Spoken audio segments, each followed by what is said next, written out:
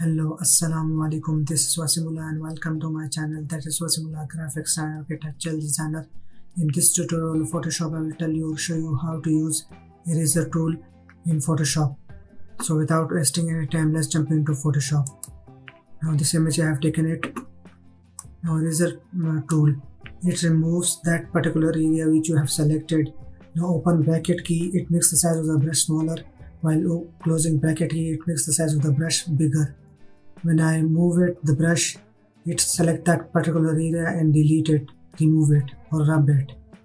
Of image, texture, motif, pattern, when any kind of design any kind of design color.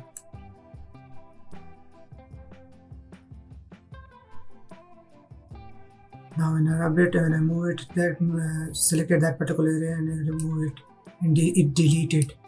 That was a quick tip. I will be back with next tutorial, but do subscribe my channel, that is Wasimullah Graphics and Architectural Designer. Have a good day. Bye.